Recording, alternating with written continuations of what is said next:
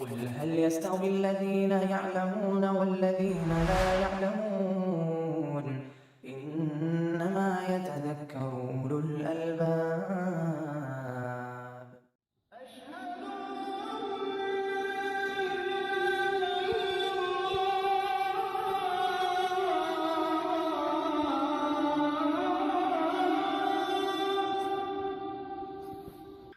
الحمد لله والصلاة والسلام على رسول الله وعلى آله وأصحابه ومن اهتدى بهداه أما بعد. فعن عائشة رضي الله عنها أن النبي صلى الله عليه وسلم قال لها: طوافك بالبيت وبين الصفا والمروة يكفيك لحجك وعمرتك. رواہ مسلم. عائشہ رضی اللہ عنہ کی حدیث آپ کے سامنے پڑھی گئی.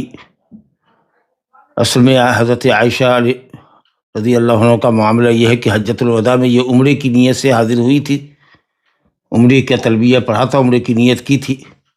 جب مکہ آئی تو مقام شریف میں یہ حائضہ ہو گئی اور پھر عمرے کے ارکان ادا نہیں کر سکی، یہاں تک کہ عرفہ کی شام آ گئی، کل عرفہ نکلنا ہے. تو رو رہی تھی. نبی صلی اللہ علیہ وسلم نے فرمایا کوئی حج کی بات نہیں ہے، عمرے پر حج کی نیت کا اضافہ کر لو، عمرے پر حج کی نیت کا اضافہ کر لو. اترک عمرہ چھوڑ دو. مطلب یہ نہیں کہ نیت فسخ کر دو، بلکہ عمرے کے ارکان چھوڑ دو، کیونکہ پاک نہیں ہو اور حائضہ عورت مسجد حرام میں کعبۃ اللہ میں داخل نہیں ہو سکتی. اور حج کی نیت کا اس پر اضافہ کر دو، گویا کہ قارن بن جاؤ، میں تمہاری طرف سے قربانی کر دوں گا. چنانچہ ایسے ہی ہوا، بغیر طواف اور سعی کیے ہوئے حلال ہوئے، کیونکہ عمرے کے ارکان ادا نہیں کر سکی تھی. تو عمرے پر حج کی نیت کا اضافہ کر کے نکل گئی. منی، عرفات، مزدلفہ وغیرہ سے فارغ ہو کر کے یوم النحر کو فارغ ایام سے فراغت ملی ان کو. تو انہوں نے کعبہ کا طواف کیا، جس کو طواف افاضہ کہیے، اور صفا مروہ کی سعی کی. 7 چکر طواف کے اور 7 چکر سعی کے. تو آپ نے ان سے فرمایا، عائشہ رضی اللہ عنہ سے روایت ہے، نبی صلی اللہ علیہ وسلم نے ان سے فرمایا: طوافک بالبیت، آج تمہارا کعبہ کا طواف کر لینا، یعنی ایک مرتبہ 7 چکر کا ایک طواف، اور صفا مروہ کی 7 چکر کی سعی، یہ تمہارے حج اور عمرہ دونوں کے لیے کافی ہو گئی. یہ بتا رہا ہے کہ حضرت عائشہ نے عمرے کی نیت فسخ نہیں کی تھی. صرف حج کی نیت نہیں کیا تھا انہوں نے کہ بعد میں انہوں نے عمرے کی نیت الگ کی، بلکہ عمرے کے ارکان چھوڑے تھے. ورنہ آپ کیوں فرماتے کہ تمہارا طواف اور سعی حج اور عمرہ دونوں کے لیے کافی ہو گئی؟ اس کا مطلب کہ حضرت عائشہ نے بھی مکہ پہنچ کر کے بسبب حیض عمرے پر حج کی نیت کا اضافہ کر کے قران کر لیا تھا. اور اس سے یہ بھی معلوم ہوا کہ قارن اگر مکہ پہنچ کر جو طواف کرتا ہے، جس کو طواف قدوم کہتے ہیں یا طواف عمرہ کہہ لیجیے، یہ قارن کے حق میں مستحب ہے. اصل میں طواف جو واجب اور فرض ہے وہ یوم النحر کا ہے، طواف افاضہ. اور صفا مروہ کی سعی اگر طواف قدوم کے ساتھ مکے میں آتے ہوئے طواف کے ساتھ اگر کر لیا ہے تو 10ویں تاریخ کو یا 11ویں تاریخ کو جب بھی قارن طواف افاضہ کرے گا، صفا مروہ کی سعی کی ضرورت نہیں ہے. وہ جو ایک طواف سعی کا کیا تھا، ایک سعی جو 7 چکر کی تھی، وہ انشاءاللہ حج اور عمرہ دونوں کے لیے کافی ہے. یہی مطلب ہے اس کا. اور اگر مکہ پہنچ کر کے طواف اور سعی نہیں کر سکا کوئی، یہاں تک کہ عرفہ نکلنے کا دن آ گیا، جیسے کہ ام المومنین عائشہ رضی اللہ عنہ کے ساتھ واقعہ پیش آیا، تو جب یہ پاک ہوئی تو جا کر کے انہوں نے طواف اور سعی کے 7 چکر پورے کیے، اور یہی ایک طواف اور ایک سعی ان کے حج اور عمرہ دونوں کے لیے کافی ہو گئی. گویا کہ طواف قدوم جو قارن کرتا ہے وہ اس کے لیے مستحب ہے. فرض طواف طواف افاضہ ہے، اور ایک مرتبہ صحیح ہے، چاہے وہ طواف قدوم کے ساتھ کرے تو بعد میں طواف افاضہ کے ساتھ صحیح نہیں کرنا ہے، اور اگر پہلے نہیں کیا ہے تو طواف افاضہ کے ساتھ صحیح کر لے. برخلاف اس کے کہ جو متمتع ہے وہ مکہ پہنچے گا عمرے کی نیت سے، طواف کرے گا، یہ اس کے لیے رکن عمرہ ہے. متمتع کے لیے یا عمرہ کرنے والے کے لیے کعبہ کا طواف مکہ پہنچ کر، جس میں 3 چکر میں رمل کیا جاتا ہے اور 4 چکر اپنی اصلی ہاتھ پر چلا جاتا ہے، اور استوا جس میں کیا جاتا ہے، یہ صرف بتانے کے لیے کہ طواف قدوم کس کو کہتے ہیں. باقی رہا کہ رمل اور استوا یہ مستحب ہے، مسنون چیز ہے. تو وہ جو طواف ہے عمرہ والوں کا وہ رکن ہے عمرہ کا. اور اس کے بعد صفا مروہ کی سعی بھی رکن عمرہ ہے. پھر اس کے بعد بال پورا چھوٹا کرا کے یا منڈوا کے، جیسے کہ تفصیل ہم پڑھ چکے ہیں کہ اگر ایام قلیل ہے 10 تاریخ آنے میں وقت کم ہے تو چھوٹا کرا لے، اور اگر ابھی 20 دن 25 دن 1 مہینہ باقی ہے حج شروع ہونے میں تو پھر عمرہ کر کے بال بڑھوا لے، تاکہ 3 مرتبہ نبی صلی اللہ علیہ وسلم کی دعائے رحمت کے مستحق ہو سکے۔ تو عمرہ کرنے والے کے لیے طواف اور سعی تو رکن عمرہ ہے، لیکن حج قران کرنے والے کے لیے طواف قدوم جو مکہ آ کر کے کیا ہے وہ مستحب ہے۔ صفا مروہ کی صحیح اگر کر چکا ہے تو پھر 10 تاریخ کو صفا مروہ کی صحیح کرنے کی ضرورت نہیں ہے، صرف طواف افاضہ کر کے لوٹ جائے۔ اور اگر پہلے صفا مروہ کی صحیح نہیں کیا ہے اب تک، تو جب طواف افاضہ کرے تو صفا مروہ کی صحیح کرے۔ گویا ایک ہی مرتبہ 7 چکر کا طواف، طواف افاضہ، اور صفا مروہ کی 1 مرتبہ کی صحیح 7 چکر کی، چاہے پہلے کیے ہوا ہو یا بعد میں کیے ہوا ہو، چونکہ دونوں مناسک یعنی عمرہ اور حج کو اس نے ایک ساتھ کیا ہے، اور احرام کی پابندیوں میں ہے میقات سے لے کر کے یوم النحر تک، جانور ذبح ہونے تک الحمدللہ۔ تو ایسی صورت میں اللہ تعالیٰ نے تخفیف کی ہے کہ ایک طواف اور ایک سعی جو 7 چکروں کی ہوتی ہے وہ آپ کے حج عمرہ دونوں کے لیے کافی ہے۔ گویا کہ دونوں عبادتیں ایک دوسرے میں داخل ہو گئی، ایک دوسرے میں پیوست ہے، لہذا ایک طواف ایک سعی دونوں کے لیے کافی ہوگا۔ تو نبی صلی اللہ علیہ وسلم یہ ان سے کہہ دیا تھا عائشہ کہ آج کافی ہے آپ کا دونوں ہو گیا عمرہ حج، لیکن ان کا دل مطمئن نہیں ہوا، ان کو آسودگی نہیں ہوئی۔ انہوں نے کہا کہ نہیں، ہماری بہنیں مراد آپ کی دیگر بیویاں آئی تو انہوں نے عمرہ کیا، طواف صحیح کیا، پھر وہ انہوں نے آج 10 تاریخ کو گیا طواف اور صحیح دونوں کیا، میں ایک ہی طواف ایک صحیح سے لوٹوں، میں الگ سے ایک طواف کروں گی۔ تب آپ نے لیلۃ النفر جو تھی آپ کی 13 تاریخ کا دن گزار کے 14ویں کی رات، جس میں آپ وادی محسب میں ٹھہرے تھے تاکہ وہاں سے نکلنا مکے کی راہ پر، مدینے کی راہ پر آسان ہو جائے، فجر کی نماز کے بعد 14 تاریخ کی صبح آپ نکلنے والے تھے، تو اسی رات میں آپ نے حضرت عبدالرحمن بن ابو بکر رضی اللہ عنہ سے کہا کہ لے جائے عائشہ رضی اللہ عنہ کو اور مقام تنعیم سے عمرہ کرا کے لے آئے۔ یہ ہے پورا واقعہ۔ تو اس سے یہ معلوم ہوا کہ قارن کے لیے ایک طواف ایک سعی کافی ہے، اور طواف سے مراد طواف افاضہ، اگر پہلے مکہ پہنچ کے طواف کیا ہے تو وہ طواف مستحب ہے اس کے لیے، لیکن کمپلسری جو طواف ہر ایک کے لیے، چاہے متمتع ہو یا قارن ہو یا ایون مفرد ہو، اکیلا صرف حج کی نیت کر کے گیا ہے، تو سب کے لیے طواف افاضہ تو کمپلسری ہے، اس کے بغیر تو حج ہی نہیں ہوگا۔ باقی رات کے صفا مروہ کی صحیح تو مفرد اور قارن کے لیے ایک مرتبہ صحیح پہلے کر چکا ہو یا آج کرے 10 تاریخ کو، یا جب طواف افاضہ کرے تو کافی ہے، لیکن متمتع کے لیے عمرے کے طواف کے ساتھ صفا مروہ کی صحیح کمپلسری، پھر اس کے بعد وہ حلال ہو جاتا ہے، سلا ہوا کپڑا پہنتا ہے، خوشبو لگاتا ہے، بیوی کے ساتھ ہوتا ہے، تو اس لیے وہ ایک الگ مستقل عمرہ ہوا، عبادت ہوئی، اور 8 تاریخ سے وہ حج کی نیت سے نکلتا ہے، وہ ایک الگ چیز ہوئی، مستقل حج کی نیت ہوئی، لہٰذا 10 تاریخ کو یا 11 تاریخ کو جب طواف افاضہ کرے گا تو صفا مروہ کی صحیح بھی اس کو کرنی پڑے گی۔ چلیے صاحب، تو یہ ایک مسئلہ ہے۔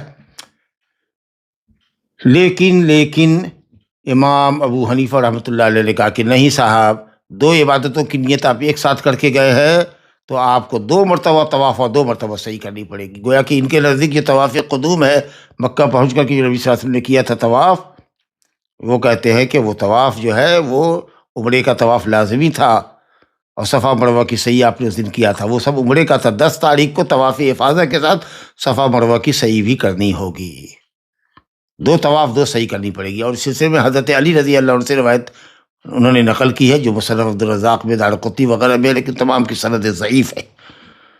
اور صحیحین میں روایتیں ہیں کہ نبی صلی اللہ علیہ وسلم نے صفا مروہ کی صحیح نہیں کی 10 تاریخ کو، طواف افاضہ کر کے آپ لوٹ گئے، ایک دم روز روشن کی طرح یہ حدیث آیا اور واضح۔ اب مسئلہ یہ ہوا کہ صاحب حج تمتع کرنے والا جو عام حجاج جاتے ہیں مکہ میں طواف صفا مروہ کی صحیح کر کے بال چھوٹا کر کے حلال ہوتے ہیں عمرے کی نیت سے، اور پھر 8 تاریخ کو حج کرتے ہیں، ان کے لیے 10ویں تاریخ کو یا 11ویں تاریخ کو جب طواف افاضہ کرے اس کے ساتھ صفا مروہ کی صحیح بھی ضروری ہے، سب لوگ کرتے ہی ہیں۔ یہی قول جمہور اہل علم کا ہے، راجح ہے کہ صاحب صفا مروہ کی صحیح دوبارہ کرنی پڑے گی، کس کو؟ متمتع کو۔ پہلا طواف صحیح عمرے کا تھا، اور 10 تاریخ یا اس کے بعد کا جو طواف ہے طواف افاضہ، اور اس کے ساتھ جو صحیح ہے وہ حج کی، گویا 2 طواف 2 صحیح ان کو کرنی پڑے گی، کیونکہ دونوں نسک کے درمیان، دونوں عبادت کے درمیان فصل ہوا ہے، حلال ہو گئے ہیں، خوشبو وغیرہ لگائی ہے۔ یہی قول جمہور امت کے علماء کا ہے، لیکن امام احمد رحمۃ اللہ علیہ سے ایک قول ہے جس کو شیخ الاسلام ابن تیمیہ نے بھی پسند کیا ہے، وہ یہ ہے کہ متمتع بھی 10ویں تاریخ کو یا 11ویں تاریخ کو طواف افاضہ کر لے اور صفا مروہ کی صحیح نہ کرے، بغیر صحیح کے چلا جائے تو بھی وہ صحیح ہے۔ تو گویا کہ طواف تو 2 کرے، ایک تو پہلا طواف عمرے کے لیے، اور صفا مروہ کی صحیح کر چکا ہے، حلال ہو چکا ہے بال چھوٹا کرا کے، 10 تاریخ کو قارن کی طریقے سے اگر آ کے صرف طواف افاضہ کر کے چلا جاتا ہے اور صفا مروہ کی صحیح نہیں کرتا تو بھی اس کا حج مکمل ہے۔ لیکن یہ قول بقول سماحت الشیخ عبدالعزیز بن باز رحمۃ اللہ علیہ کہ ضعیف ہے، یہ ضعیف قول ہے، اگرچہ اس کو شیخ الاسلام ابن تیمیہ رحمۃ اللہ علیہ کا ہے کہ امام محمد کا ظاہر مذہب ہے، ان کے مسلک کا ظاہر قول مشہور قول ہے اور شیخ الاسلام نے بھی پسند کیا ہے، اور اس کے لیے دلیل انہوں نے پیش کی ہے۔ حضرت جابر بن عبداللہ کی روایت میں ہے جو مسلم میں ہے کہ نبی صلی اللہ علیہ وسلم نے اور آپ کے ساتھ جو صحابہ کرام تھے انہوں نے ایک ہی طواف کیا تھا، انما طافوا طوافا واحدا، اور طواف سے مراد یہاں پر سعی ہے، کیونکہ 2 طواف آپ نے کیا ہے، پہلا طواف قدوم کیا ہے وہ تو مستحب ہے، دوسرا طواف 10 تاریخ کو کیا ہے، سعی ایک ہی مرتبہ کیا تھا جب مکہ تشریف لائے تھے، 10 تاریخ کو طواف نہیں کیا تھا، تو صرف طواف افاضہ کر کے لوٹ گئے۔ یہاں پر طواف سے مراد صحیح ہے، ایک ہی صحیح کیا تھا۔ کہتے ہیں کہ نبی صلی اللہ علیہ وسلم اور آپ کے اصحاب میں قارنین بھی تھے اور متمتعین بھی تھے، بلکہ قارنین کی تعداد کم تھی، متمتع کی زیادہ تھی، لہذا یہ حدیث اپنے عموم کے حساب سے دلالت کرتی ہے کہ متمتع بھی 10 تاریخ کو بغیر صفا مروہ کے صحیح کے لوٹ جائے گا۔ لیکن حضرت عائشہ رضی اللہ عنہ سے حدیث صحیح ہے ان کے اندر ہے، اور حضرت عبداللہ بن عمر رضی اللہ عنہ سے بھی تعلیقاً روایت ہے بخاری شریف کے اندر کہ وہ کہتی ہے کہ جن لوگوں نے طواف کیا تھا، آئے ہم لوگ عمرہ کی نیت سے، تو جن لوگوں نے عمرے کی نیت کی تھی، یہ صراحت ہے بخاری کے الفاظ آپ کے سامنے پڑھ رہے ہیں مسلم کے، کہ صاحب جن لوگوں نے عمرے کی نیت کی تھی انہوں نے کعبہ کا طواف کیا، صفا مروہ کی صحیح کی، ثم حلوا، پھر حلال ہو گئے، یعنی بال چھوٹا کرا کے۔ کہتی ہے ثم طافوا طوافا آخر بعد ان رجعوا من منی لحجہم، جب مینا سے لوٹ کر کے آئے، مینا عرفات مزدلفہ سے لوٹ کر کے آئے تو انہوں نے ایک دوسرا طواف بھی کیا تھا مینا سے لوٹنے کے بعد اپنے حج کے لیے، اور یہاں پر طواف بڑا صحیح، کیونکہ 10 تاریخ کا طواف تو سبھی کے لیے ہے، تو پھر صرف ان کے لیے کیا مسئلہ ہوگا؟ صرف صفا مروہ کی صحیح مراد ہے۔ تو جن لوگوں نے عمرے کی نیت کی تھی انہوں نے پہلا طواف کیا، صحیح کیا، حلال ہو گئے بال چھوٹا کر کے، پھر جب مینا سے لوٹے پورے مناسک ادا کر کے رمی وغیرہ کر کے تو انہوں نے کعبہ کا طواف افاضہ کیا جو کمپلسری ہے سب کے لیے، اور طواف آخر کیا یعنی دوسرے مرتبہ صحیح کیا جو ان کے حج کی صحیح تھی۔ بس بہت واضح ہوئی، آگے دیکھیے۔ وَأَمَّا الَّذِينَ جَمَعُوا الْحَجَّ وَالْعُمْرَةَ، جنہوں نے حج عمرہ ایک ساتھ کیا تھا جو قارن تھے، انما طافوا طوافا واحدا، انہوں نے صرف ایک ہی طواف کیا یعنی ایک ہی صحیح کی، گویا قارن کے لیے دوبارہ صحیح کی ضرورت نہیں، اگر پہلے صحیح کر چکا ہے کافی ہے۔ البتہ جو متمتع ہوگا دونوں عبادتیں اگر الگ الگ کیا ہے، بیچ میں وقفہ ہے اس کے حلال ہو جانے کا عمرے کے بعد، اس لیے حج کے لیے صحیح کرنی پڑے گی جب وہ طواف افاضہ کر لے گا، تو بہت بالکل واضح ہے۔ اس لیے حضرت عائشہ کی اس حدیث میں کہ جن لوگوں نے حج تمتع کیا تھا پہلے بھی انہوں نے طواف کیا، پھر بعد میں بھی مینا سے لوٹنے کے بعد طواف کیا، طواف سے عمرہ صحیح ہوئی، اور جن لوگوں نے حج عمرہ دونوں کیا تھا انہوں نے صرف ایک ہی طواف کیا یعنی ایک ہی مرتبہ ان کی صحیح کافی ہو گئی۔ لا الہ الا اللہ۔ اور اسی طریقہ سے حضرت عبداللہ بن عباس رضی اللہ عنہ کی حدیث ہے، ابن عباس رضی اللہ عنہ کی حدیث ہے، کہتے ہیں کہ جب ہم لوگ مکہ آئے تو رسول اللہ صلی اللہ علیہ وسلم نے فرمایا کہ دیکھو بھائی، جس نے بھی عمرہ کی نیت کر لی ہے، جس نے حج کی نیت کی ہے اور ہدی نہیں لایا ہے، عمرہ کر کے حلال ہو جائے۔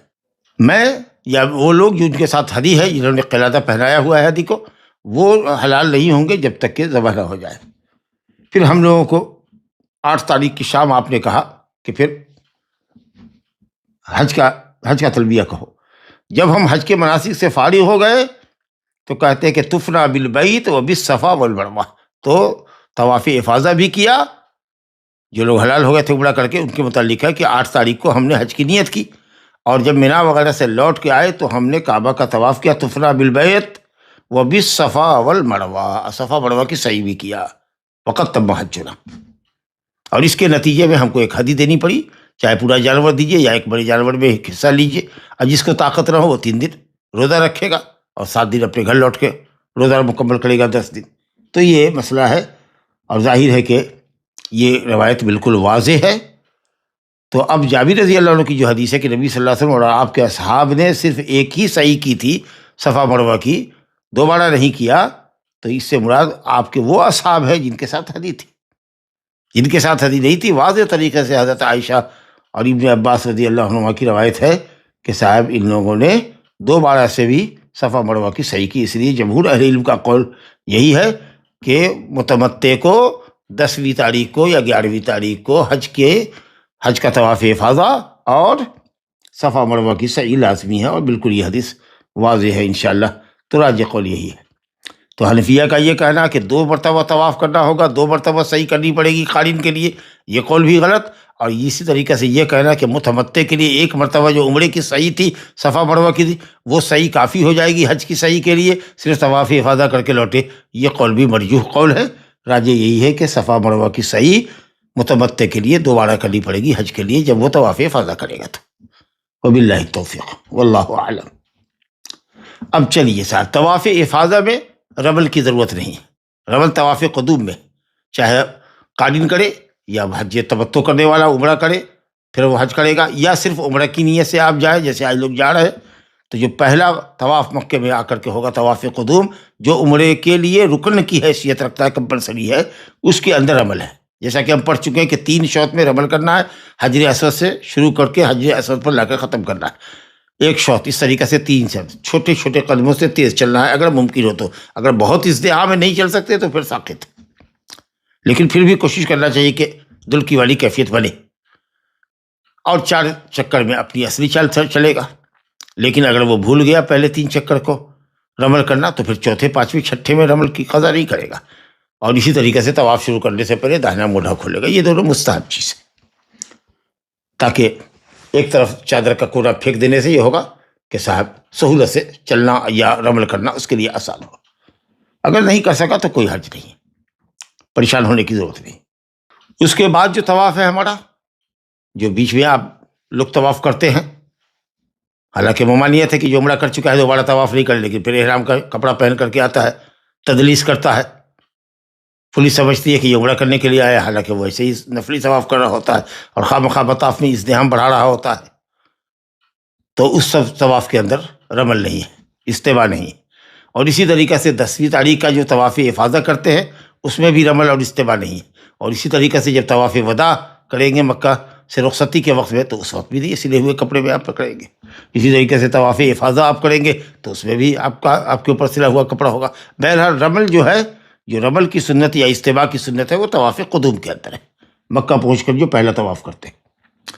لا الہ الا اللہ۔ عن ابن عباس رضی اللہ عنہما ان النبی صلی اللہ علیہ وسلم لم يرمل في السبع الذي افاض فيه، رواہ الخمسۃ الا الترمذی وصححہ الحاکم۔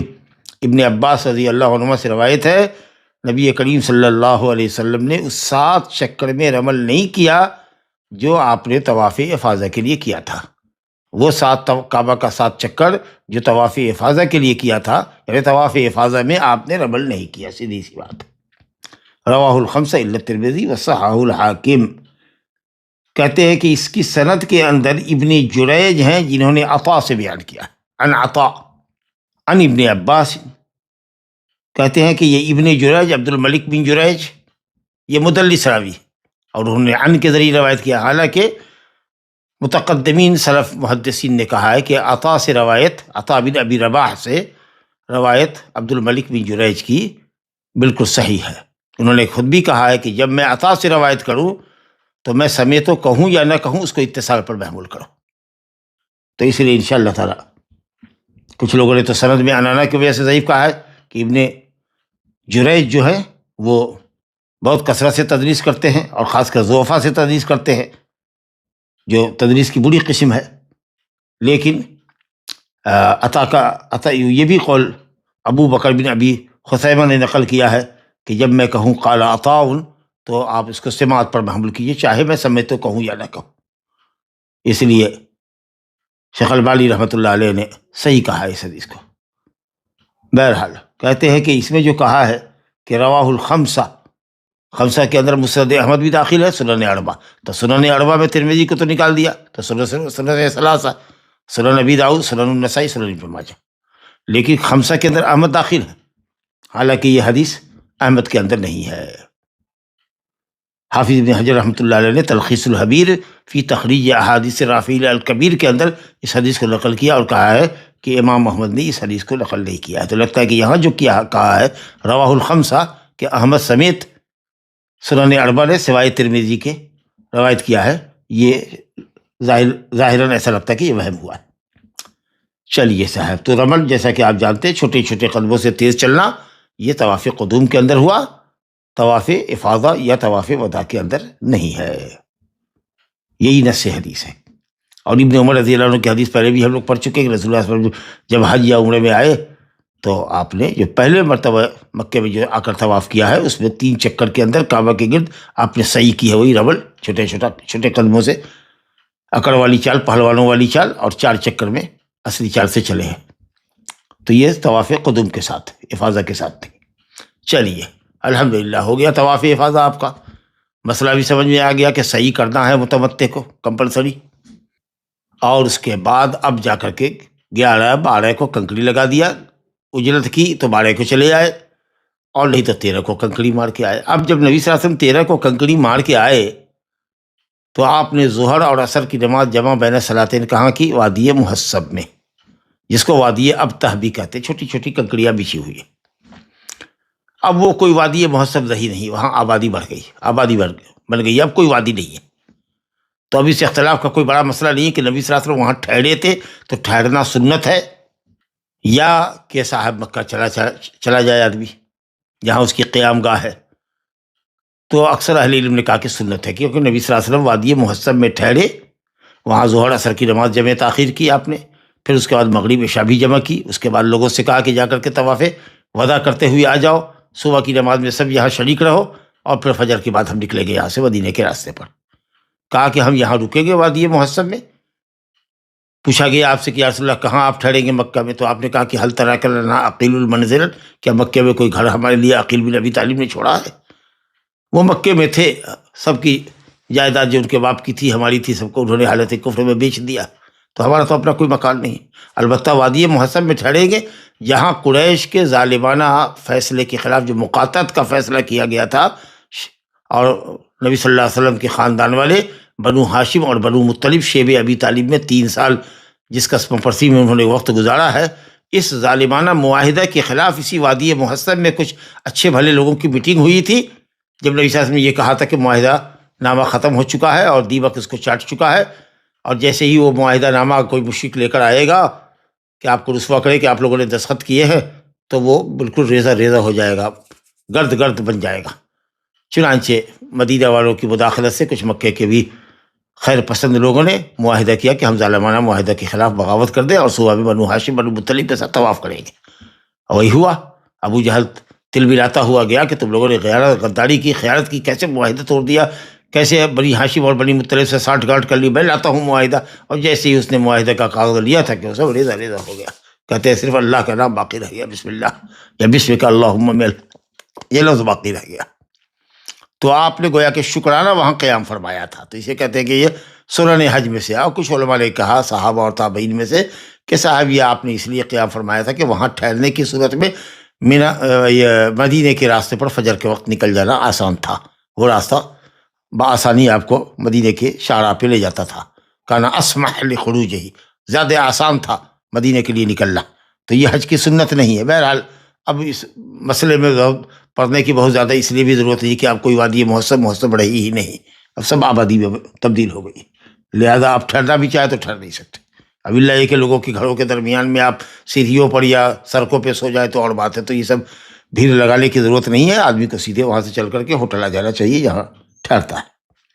لا الہ الا اللہ. دیکھیے حدیث دونوں طرح کی آ رہی ہے. انس بن مالک رضی اللہ عنہ انس رضی اللہ عنہ ان النبی صلی اللہ علیہ وسلم صلی الظہر والعصر والمغرب والعشاء ثم رقد رقدة بالمحصب ثم ركب إلى البيت فطاف به، رواه البخاري. وعن عائشة أنها رضي الله عنها أنها لم تكن تفعل ذلك، أي النزول بالأبطح، وتقول إنما نزله رسول الله صلى الله عليه وسلم لأنه كان منزلا أصبح لخروجه، رواه مسلم.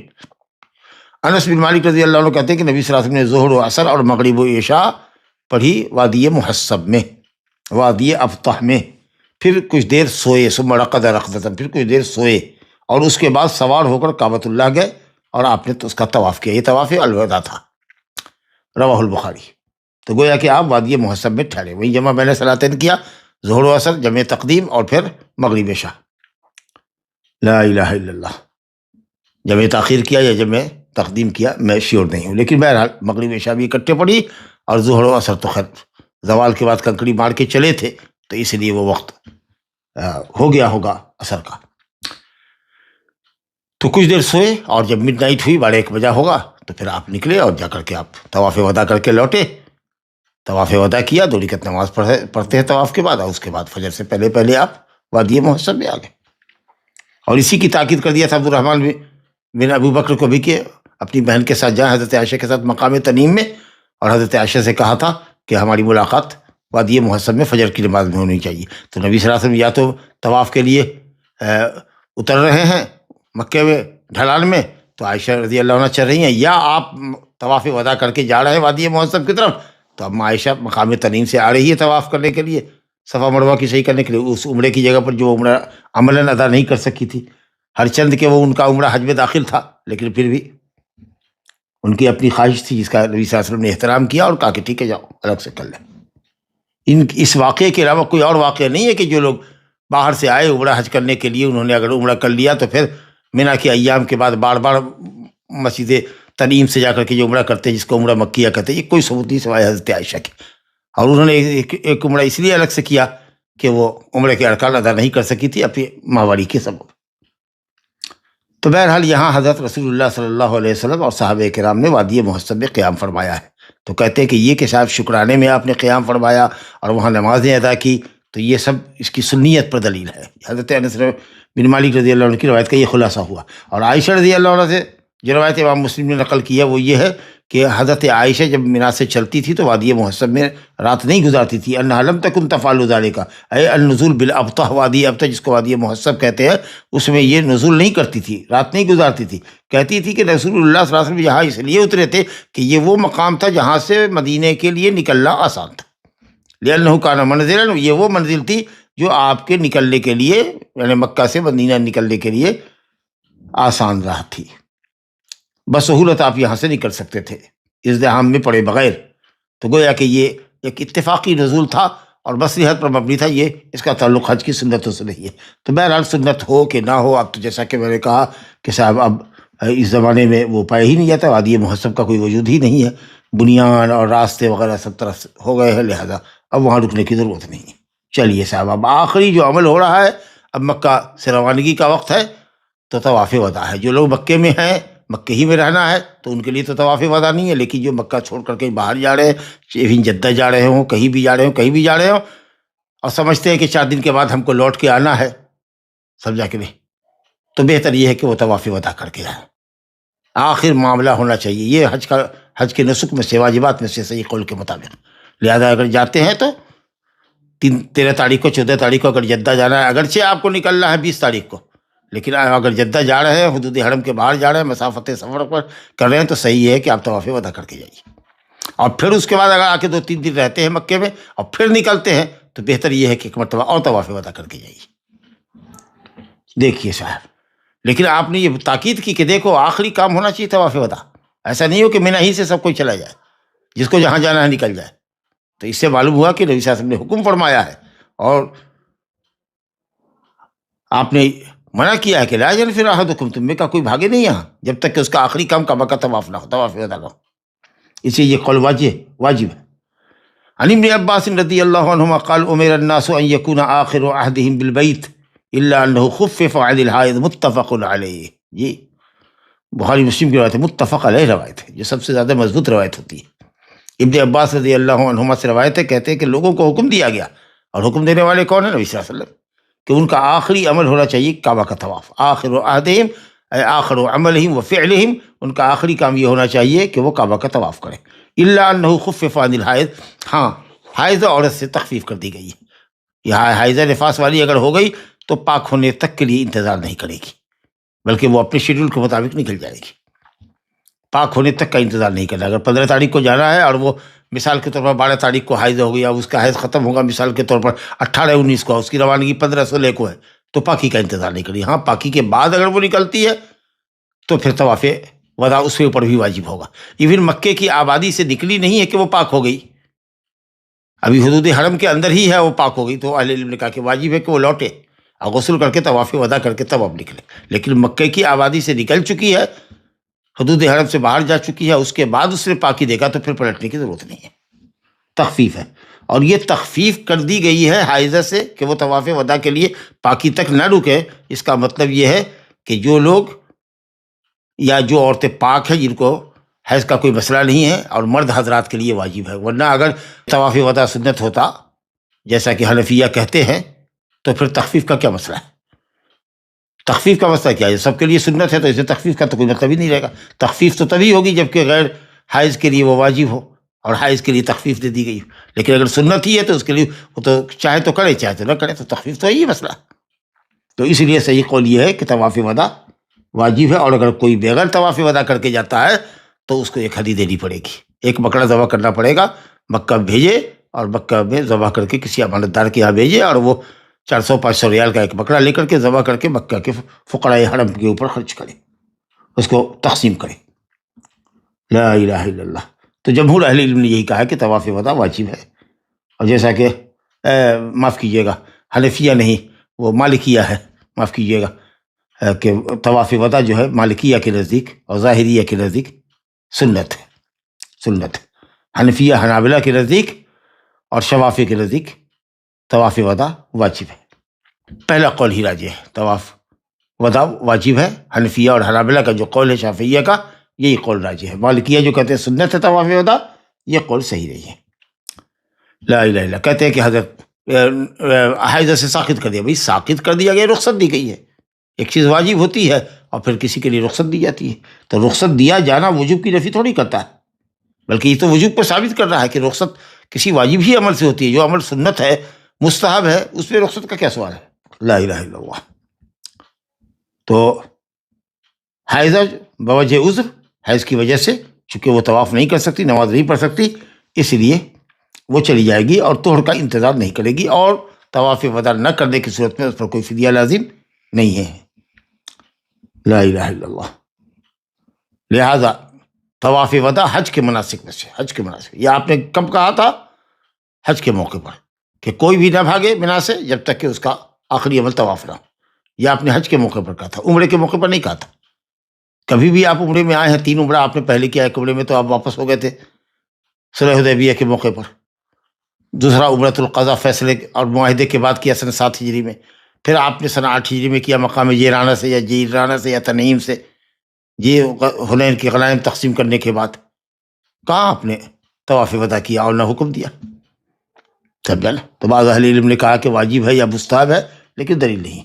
تو یہ حکم یہ ہے کہ صاحب حجیوں کے لیے، صحیح قول یہی ہے، لیکن اگر کوئی عمرے میں بھی کر لیتا ہے تو انشاءاللہ لا باس۔ شیخ ابن عثیمین رحمۃ اللہ ان لوگوں میں سے ہے جو معتمر کے لیے بھی، باہر سے آنے والے عمرہ کرنے والوں کے لیے بھی طواف وداع کے بغیر جانا درست نہیں قرار دیتے، لیکن یہ قول مرجوح ہے انشاءاللہ۔ لا الہ الا اللہ۔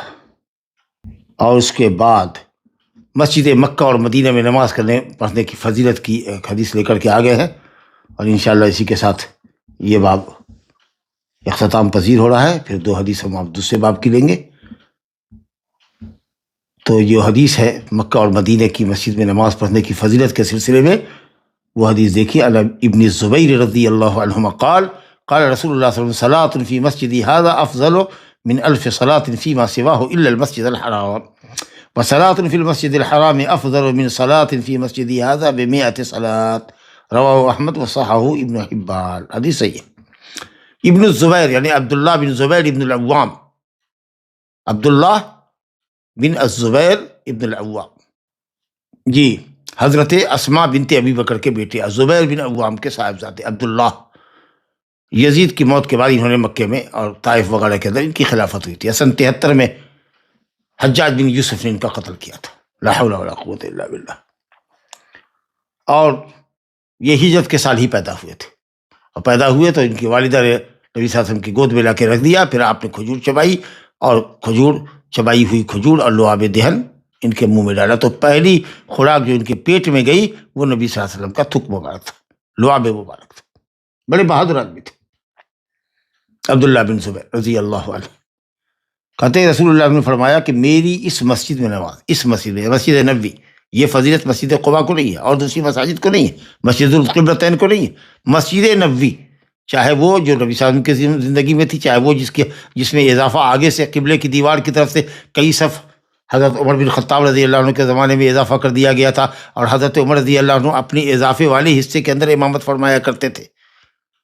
تو اسی طریقے سے حضرت عثمان غنی کے زمانے میں توسیع ہوئی، پھر اور دور میں ابھی سعودی حکومت میں ماشاءاللہ ایک دم زبردست توسیع ہے۔ تو جو بھی مسجد کا دائرہ اور احاطہ ہے اس میں صف لگانے والے جو لوگ ہیں وہ اس فضیلت میں داخل ہیں۔ مسجد سے باہر اگر صف لگتی ہے، چاہے کنٹینیوس صف کیوں نہ ہو، بعض اہل علم نے محققین علماء نے کہا کہ ثواب نہیں ملے گا، کیونکہ مسجد کے باہر ہے آپ، اسی وہ ثواب نہیں ملے گا، آپ کو مسجد میں آنا ہوگا، اور اگر مسجد سے باہر ہو گئے تو آپ اس ثواب سے محروم ہو گئے۔ اللہ اکبر، اسی اہتمام کیا۔ دوسرے لوگ کہتے ہیں کہ نہیں، اگر صف لگاتار لگی ہوئی ہے تو سب مسجد کے حکم میں داخل ہے، لیکن فی مسجدی ھذا کر کے آپ نے اشارہ کیا، اس کا مطلب یہ کہ جس پر مسجد نبوی کا اطلاق ہوتا ہے، جس حصے پر، جو حصہ مسجد کے اندر ہے، باؤنڈری کے اندر ہے، وہ داخل ہے راجح قول میں انشاءاللہ۔ 1000 نماز کے برابر ہے، افضل ہے، 1000 نماز سے افضل ہے تمام دنیا کی مساجد کے مقابلے میں، سوائے مسجد حرام کے۔ اور مسجد حرام کی نماز جو ہے وہ میری اس مسجد نبوی کی نماز کے مقابلے میں 100 گنا بڑھ کے، تو 1000 کو 1000 کو اگر ملٹیپلائی 100 سے کریں گے تو 1,00,000 ہو جائے گا۔ تو گویا مکے کی نماز 1,00,000 دنیا کی دیگر مساجد کے مقابلے میں، اور مدینے کی مسجد نبوی کے مقابلے میں 100 نماز افضل وہاں، جی، تو 1000 نماز کا ثواب ملے گا ہندوستانیوں کو مدینے میں، مسجد نبوی میں، اور مکہ کعبۃ اللہ کے اندر یا مکے کے اندر نماز پڑھنے میں، حدود حرم میں نماز پڑھنے میں 1,00,000 کا ثواب ہوگا۔ یہ تو مسئلہ ہم لوگ جانتے ہیں، بس مسئلے میں اختلاف صرف یہی ہے، یہ تو تقریباً اس بات کا اتفاق ہے کہ یہ فضیلت مسجد نبوی کو ہی ملے گی، مدینہ کے اندر نہیں ملے گی۔ لیکن کچھ لوگ کہتے ہیں کہ نہیں، جس طریقہ سے مکہ میں سے مراد حدود حرم ہے اسی طریقہ سے حدود مدینہ کے اندر ہے، لیکن نہیں، یہ قول مرجوح ہے۔ باقی رہا کہ مسجد حرام سے کیا مراد ہے، حدود حرم میں جتنی مساجد ہے وہ سب مراد ہے، یا صرف وہ مسجد جو کعبہ کے گرد بنائی گئی ہے؟ دونوں طرح کے نظریے ہیں، تابعین سے، عطا رضی اللہ عنہ سے دونوں طرح کا قول منقول ہے۔ انہوں نے کہا کہ پورے حرم میں ہے، پورے حرم پر اطلاق ہوتا ہے، وَلَا تُقَاتِلُوهُمْ عِنْدَ الْمَسْجِدِ الْحَرَامِ حَتَّى يُقَاتِلُوا، مسجد حرام کے پاس قتال نہ کرو۔ کیا مطلب؟ حدود حرم میں قتال نہ کرو، صرف تھوڑی ہے کہ کعبہ سے لگ کے قتال نہ کرو، اب باقی مکے میں حدود حرم کے اندر قتال کر سکتے ہو۔ یا اسی طریقے سے سبحان الذی اسریٰ بعبدہ لیلا من المسجد الحرام، حضرت ام ہانی کے گھر سے آپ کو لے جایا گیا تھا، ام ہانی کے گھر سے آپ اٹھائے گئے اور لا کر کے پھر آپ کعبۃ اللہ کے اندر آپ کو لٹایا گیا، آپ کا سینہ مبارک شق کیا گیا، تو وہ تو کعبہ سے باہر تھا۔ تو یہ سب حدیثیں ہیں بھائی، اور آیت جس کے کہتے ہیں کہ صاحب آیات کریمہ کی روشنی میں علامہ ابن حجر رحمۃ اللہ علیہ نے، نووی نے، علامہ ابن القیم نے، اور موجودہ دور کے امام عصر امام ابن باز رحمۃ اللہ علیہ نے، عبدالعزیز بن باز رحمۃ اللہ علیہ نے کہا ہے کہ پورے حدود حرم کو شامل ہے۔ اور معاصرین علماء میں امام البانی، اسی طریقہ سے فقیہ العصر علامہ ابن عثیمین رحمۃ اللہ علیہ کہتے ہیں کہ نہیں، یہ فضیلت صرف اسی مسجد کو خاص ہے جو مسجد حرام کے نام سے مشہور ہے، معلوم ہے۔ لا الہ الا اللہ۔ وہ کہتے ہیں مسلم میں روایت ہے الا مسجد الکعبہ، کعبہ کی مسجد۔ ارے بھائی وہی کعبہ کی مسجد ہے جس کو کہا گیا ہے مسجد حرام، کیونکہ الحدیث یفسر بعضہ بعضا، الا المسجد الحرام جو کہا گیا کہ ہماری مسجد سے 100 گنا، مسجد نبی سے 100 گنا نماز افضل ہے، کہاں؟ مسجد حرام میں، اسی کو مسجد الکعبہ کہا گیا ہے اور کہیں پر اس کو مسجد حرام کہا گیا ہے۔ بہرحال فضل اللہ واسع، انشاءاللہ تعالی پورے حدود حرم میں نماز پڑھ لینے سے کسی بھی مسجد میں فضیلت ہوگی۔ لیکن اس میں کیا شک ہے کہ اگر کعبہ کی مسجد میں نماز پڑھی جائے اور کعبہ بھی سامنے ہو، جی ماشاءاللہ، تو کعبہ کو نہیں دیکھ رہا ہے، دیکھ رہا تو اپنے سجدے گاہ کی طرف ہے، لیکن اگر کبھی نظر اٹھ جائے تو کوئی حرج کی بات نہیں ہے۔ مطلب یہ ہے کہ کعبہ سامنے ہے، یا کعبہ سے متصل جو لوگ لگے ہوئے ہیں مطاف میں یا مسجد کے اندر، اور پھر اس کے باہر جو لوگ ہیں، وہ جو ایک سلسلہ ہے صفوں کا، وہ سب اس کے اندر داخل ہے، یہ لوگ یہ کہنا چاہتے ہیں، سمجھا کہ نہیں؟ تو اگر اس طرح کی جماعت ملتی ہے مسجد حرام کے اندر جو کعبہ کے گرد بنی ہوئی ہے، یا بعد میں آئے تو باہر کی صف میں صحا وغیرہ میں میدان میں ملا، تو یقیناً یہ اس میں تو کوئی بات نہیں کہ یہ افضل ترین ہے، اور اس میں اطمینان بھی بہت ملتا ہے، سمجھا کہ بھائی ہم نے حرم میں نماز پڑھی ہے، تو یہ سب باتیں تو اپنی جگہ پر ہے۔ اچھا، یہ جو فضیلت ہے 100 اور 1000 کی، اور 1000 کی اور لاکھ کی، یہ فضیلت نماز کے لیے خصوصیت کے ساتھ ہے۔ کچھ لوگوں نے کہا روزہ بھی رکھیں گے تو 1,00,000 رمضان کا ثواب ملے گا، صدقہ دیں گے تو 1,00,000 مرتبہ زکوٰۃ، ایسی کوئی حدیث نہیں، ایسی کوئی حدیث نہیں۔ باقی رہا کہ جگہ کی فضیلت، وقت کی فضیلت کا اثر پڑتا ہے عبادت کے ثواب میں، تو اب کتنا ثواب اللہ زیادہ کرے گا مکے کی برکت سے، یہ تو اللہ بہتر جانے۔ لیکن یہ 1,00,000 جو ہے نمازوں کا، یہ اگر روزہ کے لیے بھی اپلائی کیا جائے اور زکوٰۃ کے لیے بھی اور دوسری عبادات کے لیے، تو اس کی کوئی دلیل نہیں ہے. بس ایسے ہی فتویٰ نقل ہوتا ہوا آ رہا ہے حنابلہ کے یہاں یہ ہے کہ اور بھی کوئی عبادت کریں گے تو اس کا بھی یہی ملے گا. ممکن ہے کہ دوسرے اور ائمہ کے یہاں بھی یہ قول ہو، لیکن یہ صرف قول مجرد ہے، دلیل نہیں ہے. واللہ اعلم. اب ہمارے سامنے ایک دو حدیث اور ہے انشاءاللہ تعالیٰ، اس کو ہم پڑھتے ہیں. ایک باب انہوں نے قائم کیا ہے، 2-3 حدیث ہے، زیادہ نہیں ہے. باب الفوات والاحصار، یہ آخری باب ہے کتاب الحج کا، اور اسی پر کتاب الحج ختم ہوتا ہے. بلکہ عبادات کا باب جو اب تک چل رہا تھا وہ ختم ہو جائے گا، اور اب یہاں سے معاملات کی بات چلے گی، کتاب الوجوہ. تو فوات کا مطلب یہ ہے، مصدر ہے فوات، کہ صاحب آدمی سے وقوف عرفہ فوت ہو جائے. زوال آفتاب سے لے کر کے زوال شمس سے لے کر 9 تاریخ کو فجر کی نماز تک اگر آدمی وادی عرفہ سے ٹھہر کے یا گزر کے اگر فجر کی نماز مزدلفہ میں پڑھ لیتا ہے تو ہم پڑھ چکے کہ فقط تم حج، اس کا حج مکمل ہوا. لیکن وہ فجر کے بعد پہنچا ہے، یوم النحر کو فجر کی نماز کے بعد میدان عرفات میں پہنچا، رہ گیا، راستہ بھول گیا، بھٹک گیا، نہیں جا سکا، تو حج فاسد، اس کا حج نہیں ہوا. اب وہ جائے سیدھے کعبہ کا طواف کرے، صفا مروا کی صحیح کرے، بال چھوٹا کراوے، عمرہ کر کے حلال ہو جائے. اب اگر حج فرض باقی ہے اس کا تو اگلے سال آوے، نہیں حج فرض نہیں ہے تو کوئی حج نہیں. یہ ہوا فوات. اور احصار کا مطلب یہ روک دیا جانا، جا رہے تھے دشمن حارج ہے، جیسے کہ صلح حدیبیہ کے موقع پر مشرکین مکہ نے راستہ روک دیا. ہزار سمجھانے کی کوشش کی، کئی لوگ آئے صلح و مصالحت کے لیے، حضرت عثمان غنی رضی اللہ عنہ کو بھیجا مکہ والوں کو سمجھانے کے لیے، لیکن وہ سب مطمئن نہیں ہوئے اور اجازت نہیں دی. آپ بیرن واپس ہوئے مصالحت کے ساتھ.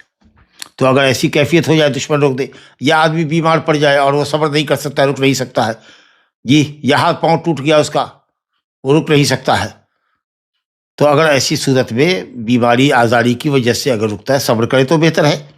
اچھا ہو جائے گا تو جائے گا. احرام میں بھی ہے تو کوئی حرج نہیں ہے، احرام کی چادر میں رہے گا، ٹریٹمنٹ چلتا رہے گا، لیٹے لیٹے اپنا بیٹھے بیٹھے نماز پڑھتا رہے گا. جب اچھا ہوگا جائے طواف کرے. اب تو ویل چیئر کی سہولت بھی ہے، صفا مروا کی، جاؤ نکلے ہو تو کر ہی کے آؤ. لیکن اگر وہ صبر نہیں کر سکتا ہے، واپس آنا چاہتا ہے، اور اس نے شرط بھی نہیں لگائی ہے میقات کے اوپر کہ اگر کوئی چیز حابس ہوئی، روکنے والی ہوئی تو میں وہیں حلال ہو جاؤں گا، یہ شرط بھی اس نے احرام کے وقت نہیں لگائی ہے، تو اب اس کو وہاں سے واپس ہونے کی شکل یہی ہوگی کہ وہ پہلے ایک جانور ذبح کرے، ایک بکرا ذبح کرے، یا بڑے جانور میں 1/7واں حصہ ذبح کرے، اور اس کے بعد اپنا بال منڈوائے یا چھوٹا کرائے، پھر وہاں سے واپس ہو. اور اگر یہ شکل نہیں ہے اس کے پاس، اگر ہدی لے کے گیا تب تو ٹھیک ہے، اگر ہدی نہیں ہے تو ہدی خریدے. یہی صحیح قول ہے. اہل علم سے بعض نے کہا کہ نہیں اگر ہدی نہیں ہے تو تکلف کرنے کی ضرورت نہیں. کسی نے کہا کہ نہیں ٹھیک ہے کھانا کھلائے گا. ایک ہدی کی جو قیمت ہو سکتی ہے، مان لیجئے کہ 200 ریال میں یا 300 ریال میں ایک گائے میں حصہ آتا ہے، یا 400 ریال میں بکرا آتا ہے، تو 400 ریال کا جو غلہ ہوگا وہ غلہ خرید کر کے مسکین کو کھانا کھلائے. لا الہ الا اللہ. کسی نے کہا کہ اس کے حساب سے روزے رکھے گا، لیکن صحیح قول یہ ہے کہ متمتع کے اوپر اس کو قیاس کیا جائے. جیسے متمتع الگ الگ ارکان ادا کرتا ہے، عمرہ اور حج کے درمیان میں پاکی ہے، احرام کی پابندیوں سے آزاد ہو جاتا ہے، تو اسی طریقہ سے یہ احرام کی پابندیوں سے آزاد ہو رہا ہے تو ہدی دے. فمن تمتع بالعمرۃ الی الحج فما استیسر من الہدی. اور اس کے بعد اگر ہدی نہیں ہے تو 3 دن حج میں روزہ رکھے، 7 دن حج کے بعد روزہ رکھے جب گھر لوٹے گا. لیکن اب یہ تو حج کے ایام ہے، نہیں عمرہ ہے، تو اسی لیے علی نے کہا کہ یا تو ہدی دے، نہیں لے کر آیا ہے تو ہدی خرید کر کے وہاں پر ذبح کرے، چاہے حدود حرم میں داخل ہو کے روک دیا گیا ہو، یا بیمار پڑ گیا ہو اور واپس ہونا چاہتا ہے، یا حدود حرم کے باہر ہی وہ بیمار پڑ گیا یا دشمن نے روک دیا، جو بھی وجہ ہو انشاءاللہ، معذوری کی جو بھی وجہ ہو. پھر اس میں بھی اختلاف ہے، کچھ لوگ کہتے ہیں صرف دشمن روکے گا تو احصار کہلاوے گا، بیماری آزاری میں پاؤں ہاتھ ٹوٹ گیا ہے تو نہیں ہوگا. یہ سب ٹھیک نہیں ہے. صحیح قول یہ ہے کہ کوئی بھی چیز جو حارج ہو اور آدمی صبر نہیں کر سکتا ہے اور باعث اذیت اور تکلیف ہے اس کا احرام میں رہنا، تو وہ احرام کھل کے لوٹ سکتا ہے، لیکن اس کے لیے ہدی دینی پڑے گی. فَإِذَا أُحْصِرْتُمْ فَمَا اسْتَيْسَرَ مِنَ الْهَدْيِ. فَإِذَا أُحْصِرْتُمْ، جب تم روک دیے جاؤ، فَمَا اسْتَيْسَرَ مِنَ الْهَدْيِ، مطلق احصار یہاں پر آیا. کسی وجہ سے اگر مکہ نہیں پہنچ سکتے ہو تو جو ہدی آسان ہو، یا ایک جانور دو بکرا، یا پھر بڑے جانور کا ایک حصہ، 7 حصوں میں سے ایک حصہ. اور اگر نہیں ہے تو کیا کرنا چاہیے؟ تو کسی نے کہا کہ تکلف نہیں کرنا ہے، خریدنا نہیں ہے، پیسہ نہیں ہے، جانور نہیں ہے. لیکن حنابلہ نے کہا اور انشاءاللہ یہ قول راجح ہے کہ 10 روزہ رکھ کر کے ہی حلال ہوگا. یہ نہیں کہ 3 روزہ رکھ دیں گے 7 روزہ گھر پہنچ کے، 10 روزہ وہاں جہاں رکا ہوا ہے یا بیمار ہے 10 روزہ وہاں رکھ دے، اس کے بعد بال مڈواوے یا چھوٹا کرائے پورے سر سے، پھر احرام کی چادر کھولے، اس کے بعد گھر واپس۔ چلیے صاحب، جب یہ تمام باتیں آپ نے سن لیا تو اب حدیث آپ کے لیے پڑھنا اور سمجھنا آسان ہے۔ عن ابن عباس رضی اللہ عنہما قال قد احسر رسول اللہ صلی اللہ علیہ وسلم فحلق وجامع نساءه ونهر هديه حتى اعتمر عاما قابلا، رواہ البخاری۔ ابن عباس رضی اللہ عنہما سے روایت ہے، کہتے ہیں کہ رسول اللہ صلی اللہ علیہ وسلم روک دیے گئے تھے، کس سال؟ صلح حدیبیہ کے سال، سن 6 ہجری میں۔ تو آپ نے حلق کیا، بیوی سے مجامعت کی اور اپنا ہدی نہر کیا، اونٹ نہر کیا۔ اب یہ واو واو واو ہے، واو مطلق جمع کے لیے تھا، 3 چیز کا، بال مڈوایا، بیوی سے مجامعت کیا اور نہر کیا۔ پہلے کیا کیا ترتیب میں؟ پہلے جانور نہر کیا، اونٹ کو نہر کیا جاتا ہے، اس کے بعد بال مڈوایا، پھر آپ نے مقاربت کی بیوی سے اور اس کے بعد لوٹ گئے۔ مصالحت کے قاعدے کی بنیاد پر پھر اگلے سال آپ تشریف لائے، حتیٰ اعتمر عاما قابلا، اگلے سال آپ نے عمرہ کیا۔ تو اگر کوئی شخص روک دیا جائے اور واجب عمرے کے لیے نکلا تھا یا حج کے لیے نکلا تھا تو پھر وہ دوبارہ سے لوٹے گا جب عذر ختم ہو جائے اس کا اگلے سال حج کے لیے، اور اگر حج فرض اور واجب عمرہ ادا کر چکا ہے تو الحمدللہ کوئی حج نہیں، واپس جائے، لوٹنے کی دوبارہ ضرورت نہیں۔ لیکن ایک ہدی پہلے کرنی پڑے گی، اس کے بعد بال مڈواوے گا جیسا کہ آپ نے سنا، اور اگر ہدی نہیں دیتا ہے تو 10 روزے کمپلیٹ کر لے گا، ہدی کی جگہ پر ہے وہ، تو 10 روزے کمپلیٹ کر کے تب بال مڈواوے گا، پھر وہ حلال ہو کر کے لوٹے گا۔ تو یہ احسان جس کا ذکر کیا ہے حضرت ابن عباس رضی اللہ عنہ نے، یہ احسان کب کا ہے؟ صلح حدیبیہ کا۔ لا الہ الا اللہ۔ چلیے صاحب، تو جمہور نے کہا کہ ہدی واجب ہے، اس کو خریدنا ہوگا اگر نہیں ہے تو، اور نہیں تو 10 روزے رکھنے پڑیں گے، وہذا راجع انشاءاللہ۔ اور اگر احرام کے وقت میں میقات ہی پڑے، کسی نے قید لگا دی، مطلق لگا دی، یا اندیشہ تھا اس کو کہ وہ بیمار پڑ جائے گا، یا اس بات کا اندیشہ تھا کہ مثال کے طور پر میرے والد کا انتقال ہو جانے والا ہے، بیمار ہے، اور میں اپنے والد کے جنازے میں ہر قیمت پر شریک ہونا چاہتا ہوں، تو چاہیے کہ انتظار کرے۔ لیکن چلیے اگر وہ اسی کو اپنے لیے ضروری سمجھتا ہے کہ وہ لوٹے گا تو شرط لگا دے وہاں پر۔ اور کچھ لوگ کہتے کہ نہیں، مطلق شرط نہیں لگا سکتے، بلکہ نبی صلی اللہ علیہ وسلم نے کبھی شرط نہیں لگایا ہے۔ اور یہ حضرت عائشہ رضی اللہ عنہ کی یہاں روایت ہے کہ زباع بنت زبیر کو نبی صلی اللہ علیہ وسلم نے کہا کہ شرط لگا دو، تو کسی نے کہا کہ مطلق ہر سفر عمرے میں آدمی شرط لگا سکتا ہے، مگر شیخ الاسلام نے کہا کہ نہیں، اندیشہ ہو کہ کوئی رکاوٹ حائج ہوگی اور وہ عمرہ نہیں کرنے پر متمکن نہیں ہوگا، قادر نہیں ہوگا، تو شرط لگانی چاہیے۔ اور یہ بہتر قول ہے کہ نہ مطلق شرط لگاوے نہ کبھی شرط نہ لگاوے، ایسی بات نہیں۔ جب اندیشہ ہو کہ کوئی چیز حائل ہوگی، کوئی چیز رکاوٹ بن جائے گی ہمارے لیے، تو ایسی شرط لگا سکتا ہے۔ عائشہ رضی اللہ عنہ سے حدیث ہے، کہتی ہے کہ نبی صلی اللہ علیہ وسلم نبی صلی اللہ علیہ وسلم زباع بنت زبیر بن عبد المطلب کے پاس تشریف لے گئے، دخل علی، زباع پر داخل ہوئے، زباع کے پاس گئے۔ زباع بنت زبیر بن عبد المطلب، آپ کے چچا ہیں زبیر بن عبد المطلب، آپ عبداللہ بن عبد المطلب کے بیٹے، یہ ہیں زباع، چچیری بہن ہوئی آپ کی۔ تو کہا کہ انہوں نے کہا یا رسول اللہ میں تو حج کرنا چاہتی ہوں لیکن میں بیمار ہوں، تو آپ نے فرمایا کہ ایسا کرو کہ حجی واشترطی، حج کی نیت کرو، چلو حج کر لے، حج کر لو، اور شرط لگا دو۔ کیا شرط لگاؤ؟ ان محلی حیث حبستنی، میں وہیں حلال ہو جاؤں گی، احرام کی پابندیوں سے حلال جو محل، ثم محل ہو البیت العتیق، محل محل نہیں، محل یعنی وہ محل جہاں آدمی احرام سے حلال ہو، محل دی، میرے حلال ہونے کی جگہ وہی ہوگی جہاں مجھ کو کوئی رکاوٹ روکے گی، میں وہاں حلال ہو جاؤں۔ تو اگر یہ شرط لگا کے چلے ہیں، کوئی رکاوٹ آ گئی، بیماری آزاری ہو گئی، آپ لوٹنا چاہتے ہیں، احرام کی چادر کھول دیجیے، سلا ہوا کپڑا پہنیے، نہائیے دھوئیے، واپس ہو جائیے، آپ پر کوئی جرمانہ نہیں، کوئی فدیہ نہیں۔ چلیے صاحب، یہ قید لگا کے نکلے۔ اب یہ ہر سفر میں آدمی شرط لگا دے، یا پھر یہ کہ صاحب کبھی نہ لگائے، جیسا کہ کچھ لوگ کہتے ہیں کہ رضا سے کبھی نہیں لگایا، اور زباع والی روایت کی روشنی میں لوگ کچھ کہتے ہیں کہ صاحب لگا دے، لیکن یہاں دیکھ رہے ہیں کہ انہوں نے یہ کہا زباع بنت زبیر نے کہ میں حج کرنا چاہتی ہوں لیکن میں بیمار ہوں، تو آپ کو تھا کہ صاحب بیمار ہے، ہو سکتا ہے کہ بیماری بڑھ جائے گی، نہیں مکہ پہنچنے پر قادر ہو سکے گی، تو اس لیے اگر وہ شرط لگاتی ہے تو لگانا چاہیے، تو لگا سکتی ہے۔ اس کا مطلب کہ اندیشہ ہو کہ کوئی چیز رکاوٹ بنے گی تو وہ، اگر کسی معنی کا خوف ہو، کوئی چیز رکاوٹ بنے گی اس کا اندیشہ ہو، تو وہ یہ شرط لگا دے۔ انشاءاللہ یہ قول جس کو شیخ الاسلام ابن تیمیہ نے پسند کیا، یہ ارجح الاقوال ہے کیونکہ تمام ادلے پر عمل ہو جاتا ہے۔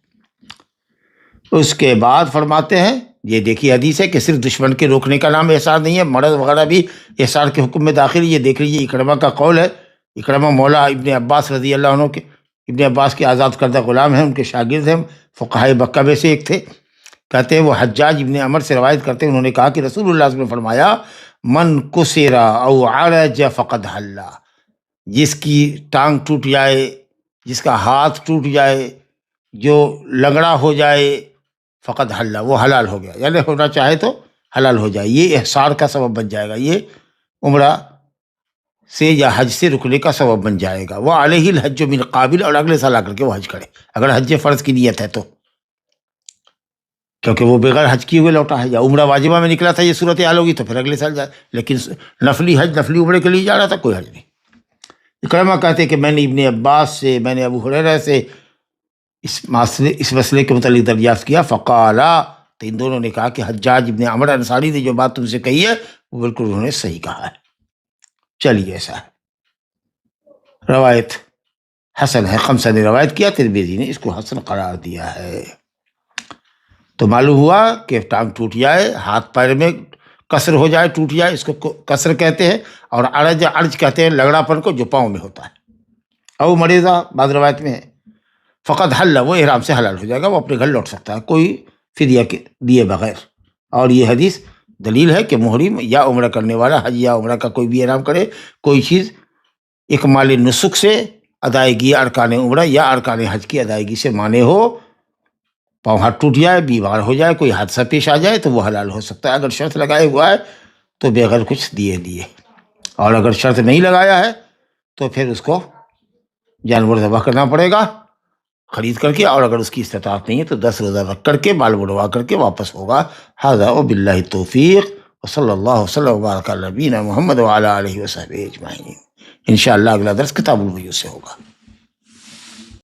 کیا آج کے دور میں بھی جو غیر حج کے سیزن میں لوگ عمرہ کرتے ہیں، کیا انہیں بھی ہدی کا جانور دینا ہوگا؟ نہیں ہے، واجب نہیں ہے، واجب نہیں ہے، من باب الاستحباب ہے۔ صحابہ لے کے گئے تھے کہ وہیں حرم میں ذبح کریں گے، کھائیں گے، پیئیں گے، کھلائیں گے، وہاں کے فقراء مساکین کو لوگوں میں بانٹیں گے۔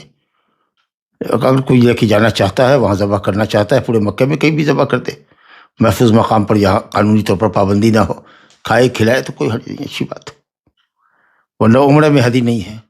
جی، سال میں حج کے علاوہ صرف عمرہ کے لیے الگ سے جانے والے لوگ ایک سے زیادہ عمرہ کرتے ہیں، کیا اس کی اجازت ہے؟ کیا یہ سنت کے خلاف ہے؟ انڈیا سے صرف عمرہ کے لیے جاتے ہیں تو ایک سے زیادہ عمرہ کرتے ہیں۔ نہیں، کوئی پابندی نہیں ہے، کوئی سمجھ گیا، کوئی پابندی نہیں ہے، آپ انڈیا سے سال میں 2 مرتبہ 4 مرتبہ جائے، کوئی حرج نہیں، شرعی کوئی پابندی نہیں۔ اگر قانونی پابندی ہو تو اور بات ہے، تابعوا بین الحج والعمرہ فإنهما ينفيان الفقر والذنوب كما ينفي الكير خبث الحديد وكما قال صلی اللہ علیہ وسلم۔ حج پر حج، عمرے پر عمرہ، عمرے پر عمرہ کرتے رہو، یہ اس سے فقر و فاقہ دور ہوتا ہے، گناہ خطا معاف ہوتے ہیں۔ العمرۃ الی العمرہ کفارۃ لما بینہما والحج المبرور لیس له جزاء الا الجنہ۔ تو عمرے پر عمرہ کر سکتے ہیں، کوئی حد نہیں ہے۔ کچھ لوگوں نے کہا کہ صاحب 1 مہینے کی مدت ہونی چاہیے، کسی نے کچھ کہا، کسی کا، لیکن کوئی دلیل نہیں ہے۔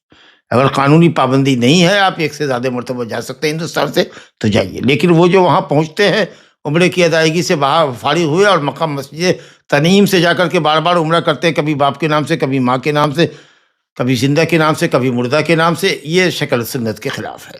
اس لیے اس کو جانا چاہیے باہر، جو باہر سے آنے والوں کی میقات ہے، اور سب سے قریب ترین میقات ہوگی سیل، جس کو قرن منازل کہتے ہیں۔ یہ 80-90 کلومیٹر کے فاصلے پر ہے، کچھ 100 کلومیٹر کے اندر ہی میں۔ مکے میں ٹیکسی لیجیے، جائیے وہاں سیل میں، اور وہاں جا کر کے احرام باندھ کر کے آئیے۔ مدینہ جائیے، مدینہ سے پھر مکہ لوٹیے، ایک عمرہ کرتے آئیے۔ لیکن یہ کہ مکے میں رہتے ہوئے مقام تنعیم سے بار بار عمرہ کرنا، یہ خلاف سنت ہے، واللہ اعلم۔ یہ کسی مجبوری کی بنا پر کنکری 3 دن میں سے صرف اگر 1 دن میں مارے تو اس کا کیا حکم ہے؟ یعنی پوچھنے کا مطلب یہ ہے کہ کیا کم سے کم 2 دن کنکری مارنا واجب ہے؟ جی، 2 دن واجب ہے۔ پہلے دن کر لے رمی جمرہ عقبہ، اور اس کے بعد 11 12 کی کنکری 12 کو آ کے مار لے۔